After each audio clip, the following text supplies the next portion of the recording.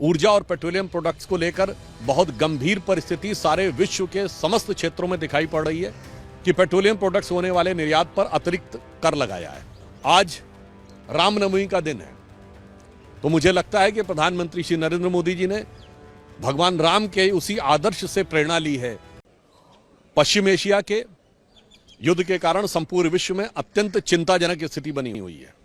ऊर्जा और petroleum products को लेकर बहुत गंभीर परिस्थिति सारे विश्व के समस्त क्षेत्रों में दिखाई पड़ रही है, जहां दक्षिण एशिया, दक्षिणी पूर्व एशिया के देशों में 30% से 50% तक मूल्य वृद्धि हो रही है। अमेरिका में 20%, 30% और यूरोप में 20% और अफ्रीकी देशों में 50% की वृद्धि हुई है। परंतु निश्चित रूप से इस वैश्वीकरण के दौर में भारत उससे अछूता हो यह संभव नहीं है।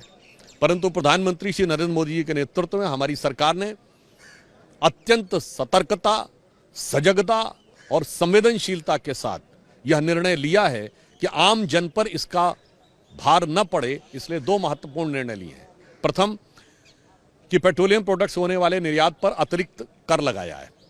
दूसरा, आम आदमी के लिए हर लीटर पर 10 रुपए की एक्साइज ड्यूटी कम करने का निर्णय आज वित्त मंत्रालय ने लिया है। निश्चित रूप से प्रधानमंत्री श्री नरेंद्र मोदी जी के निर्देशन में वित्त मंत्री श्रीमती निर्मला सीतारमण के मंत्रालय के द्वारा लिया गया यह निर्णय दर्शाता है कि हमारी सरकार जन जन के प्रति कितनी संवेदनशील है और इस अत्यंत विपरीत परिस्थितियों में भी भारत के जन सामान्य के हितों को सुरक्षित रखने के लिए व्यवस्थित और संवेदनशील रूप से कार्य कर रही है। आज रामनवमी का दिन है, तो मुझे लगता है कि प्रधानमंत्री श्री नरेंद्र मोदी जी ने भगवान राम के उसी आदर्श से प्रेरणा ली है, जिसे रामचरितमानस में उन्होंने लिखा हुआ है, तुलसीदास जी ने, कि मणि माणिक महंगे किए, सहजे तृण जल नाज, तुलसी सोई जानिए, राम गरीब नवाज। अर्थात जिन चीजों को महंगा करना था उसे महंगा किया है। इस संदर्भ में देखें तो एक्सपोर्ट को महंगा किया है, और जिन चीजों की आवश्यकता सहज रूप में होती है, अर्थात पेट्रोल को, उसे सहज किया है, अर्थात सस्ता किया है।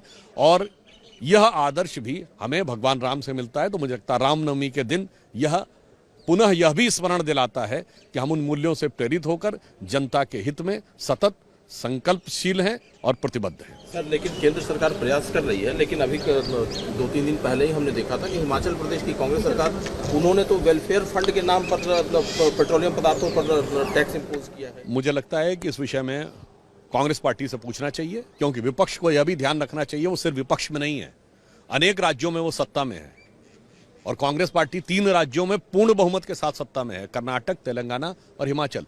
तो मुझे लगता है आज माननीय प्रधानमंत्री जी सभी मुख्यमंत्रियों के साथ भी बैठक कर रहे हैं, तो एक टीम इंडिया की स्पिरिट है।